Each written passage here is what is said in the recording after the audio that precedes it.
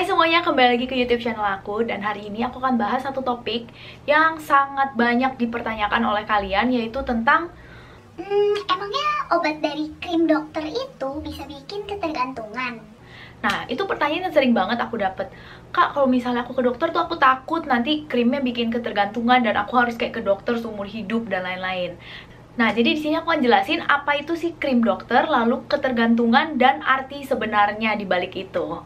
Oke, jadi kalau misalnya kalian penasaran, kalian harus nonton video ini sampai akhir. Oke, pertama mari kita bahas tentang apa sih sebenarnya krim dokter.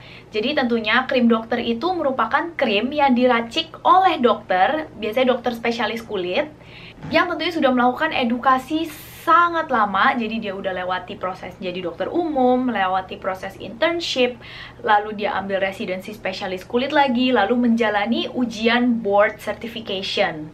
Nah, jadi itu prosesnya panjang banget, jadi baru seseorang bisa mendapatkan gelar yang namanya dokter spesialis kulit dan kelamin di Indonesia. Oh ya, disclaimer dulu, di sini krim dokter yang aku maksud adalah krim yang kalian dapatkan saat kalian pergi ke dokter. Bukan krim yang kalian dapatin online nih, biasanya di Shopee atau Tokopedia ada tulisan kayak racikan dokter, krim dari mana. Nah, bukan yang kayak gini ya. Nah, jadi krim dokter itu harus kalian dapatkan melalui konsultasi personal antara kalian dan dokter kalian, dan dokternya itu akan meracik obat kalian sesuai dengan kebutuhan kulit kalian. Nah, biasanya banyak dari kalian sebenarnya yang punya permasalahan kulit seperti jerawat atau misalnya eczema, datang ke dokter kulit. Nah, setelah dokter itu memeriksa kondisi kulit kalian, lalu memperkirakan obat apa yang paling cocok dengan konsentrasi dosis yang tepat, dia akan memberikan kamu anjuran pemakaian. Nah, jadi kalau misalnya kalian dapat krim racikan dari dokter, kalian harus selalu mengikuti anjuran pemakaiannya. Kalau memang dokternya bilang, pakai di malam hari, pakailah di malam hari, jangan pakai pagi dan malam. Karena bisa aja itu merupakan obat yang sensitif terhadap sinar matahari. Nah, kalau kalian gunakan di pagi hari, kulit kalian malah jadi gosong dan merah. Bukannya malah makin membaik. Nah, selain itu, kemungkinan dokter juga akan memberikan kayak follow up, check up. Jadi misalnya, coba setelah kalian gunakan 2 krim ini selama 2 minggu, kalian datang lagi ya ke kliniknya untuk di follow up. Kenapa sih butuh banget yang namanya follow up ini? Nah, karena dokter tentunya mau melihat gimana progres kulit kalian. Jadi karena dokter itu kan bukan kayak dukun ya, sekali kasih langsung kayak dia tahu inilah yang paling tepat, dosisnya udah paling benar dan lain-lain. Nah, tentunya dokter tuh perlu follow up kayak gimana respons kulit kalian, apakah ini dosisnya udah paling tepat, ataukah ini durasinya udah yang paling tepat, dan lain-lain. Nah, makanya proses follow up ini tuh penting banget guys sebenarnya. Nah, dan aku tahu banyak dari kalian tuh sebenarnya emang males sama proses follow up ini. Jadi kayak datang lagi ya dalam 2 minggu, terus kayak aduh males 2 minggu datang lagi, ngantri lagi dan lain-lain. Padahal step ini juga merupakan step yang cukup penting guys. Karena kalau misalnya kulit kalian tuh tidak bereaksi sesuai ekspektasi dari dokternya, dia akan merubah racikannya tentunya sesuai dengan apa yang kulit kalian butuhkan. Nah, kalau misalnya kulit kalian udah membaik atau mungkin dosisnya bisa dikurangkan dan lain-lain, pokoknya banyak sekali variabel yang bisa terjadi di proses follow up tersebut. Dan semuanya itu tentu untuk kebaikan kulit kalian. Nah, lalu setelah itu muncullah fenomena baru nih sebenarnya guys. Jadi, dimana orang setelah menggunakan krim dari dokter, lalu dia berhenti penggunaannya, kondisi wajahnya itu kembali menjadi parah atau malah semakin parah. Loh, kok bisa sih kayak gitu? Nah, banyak orang yang mengira kalau kondisi kulit yang semakin memburuk itu adalah akibat dari efek samping penggunaan krim dari dokter.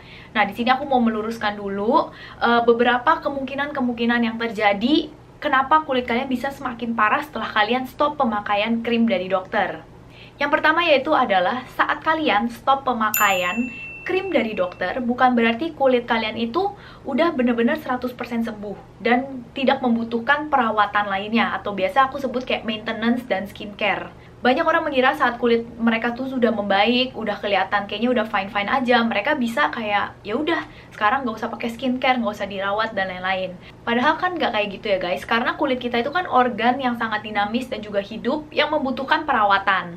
Jadi sesimpel perawatannya itu cuma butuh cleanser, pelembab, dan juga sunscreen guys. Sebenarnya itu 3 perlindungan kulit yang sangat esensial, dan kayak sebenarnya dengan 3 itu aja kulit kalian bisa fine-fine aja. Gak perlu ribet-ribet ada serum, essence, lotion, dan lain-lain. Sebenarnya dengan 3 cleanser, pelembab, dan juga dengan sunscreen, kulit kalian akan fine-fine aja. Nah, tapi kebanyakan dari orang-orang nih yang mengalami proses kayak ketergantungan ini, biasanya setelah stop penggunaan krim dari dokter, dia udah nggak pakai apa-apa. Kan cuci muka aja enggak. Nah, gimana kondisi kulitnya mau membaikkan ya kalau misalnya kayak gitu? Nah, lalu kemungkinan yang kedua adalah saat mereka stop penggunaan krim dari dokter atau racikan dari dokter ini, mereka menggunakan skincare yang nggak tepat sesuai dengan kebutuhan kulit mereka. Nah, contohnya misalnya kalian punya kulit yang oily, lalu kalian sensitif terhadap suatu ekstrak dalam tanaman. Nah, karena komposisi di dalam skincare itu kan beragam banget ya, dan ada banyak banget produk skincare di luar sana.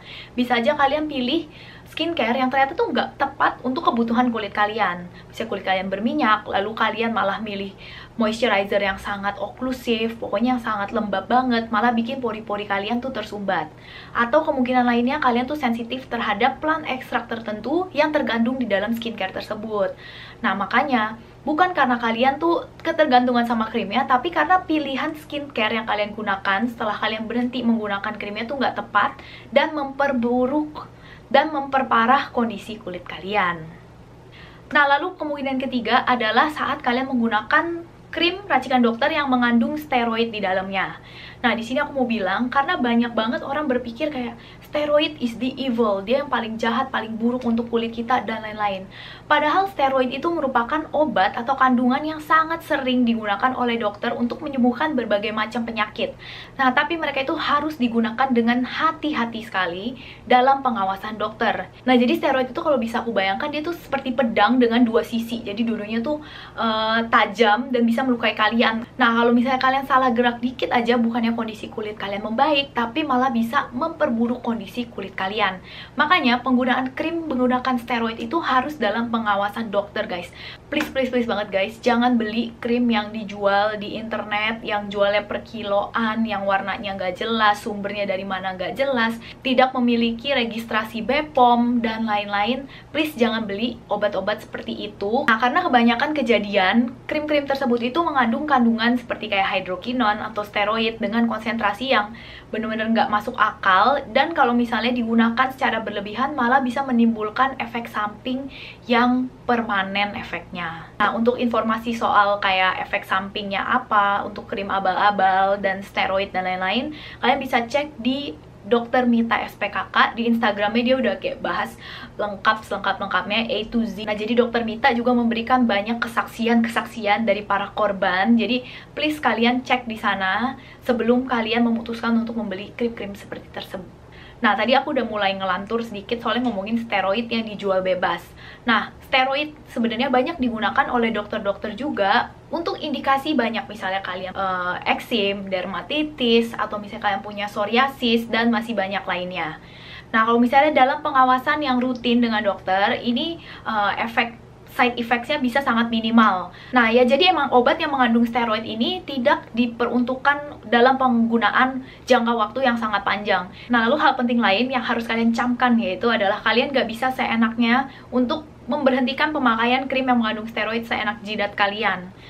Karena kalau misalnya kalian stop penggunaannya, lalu kalian ada di konsentrasi yang kurang tepat, padahal harusnya tuh kayak di-taper, dikurangkan konsentrasinya sedikit-sedikit untuk meminimalisir efek rebound.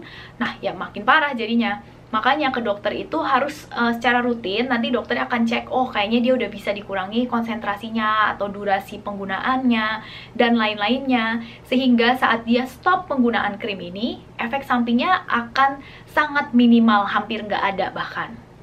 Nah, lalu kalau misalnya kalian memang mendapatkan krim racikan dari dokter yang mengandung steroid dan kalian merasa kurang nyaman, kalian bisa konsultasikan langsung aja dengan dokter kalian. Kalian bisa mempertanyakan alasannya kenapa harus steroid dan lain-lain, sehingga kayak kalian lebih merasa secure dan tenang selama penggunaan krim yang ada kandungannya steroid ini. Nah, lalu gimana kalau misalnya kalian udah dapet krim racikan yang emang udah nggak ada tulisannya, nggak jelas dalamnya apaan?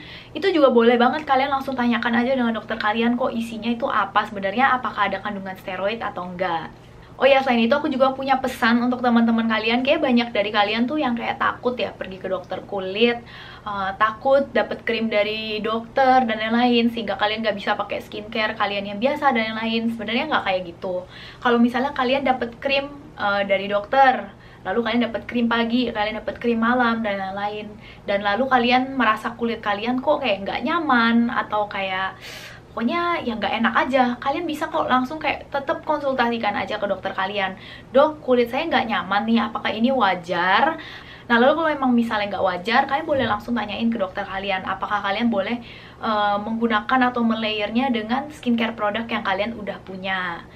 Kalau misalnya kalian bahkan kayak mau lebih jelasnya lagi, kalian bawa aja skincare produknya, kasih lihat ke dokter kalian. Dok, aku punya ini, boleh nggak aku pakai barengan sama krim dokter? Nah, dengan begitu dokternya bisa langsung kayak dengan jelas lihat apa ingredientsnya, dan dia bisa judge langsung apakah ini bagus atau tidak untuk dicampurkan dengan krim dari dia. Gitu aja sih, sebenarnya sesimpel itu. Kalian ngobrol aja sama dokter kalian. Yang penting adalah kalian nyaman dengan dokter kalian, kalian percayakan kulit kalian dengan dokter kalian.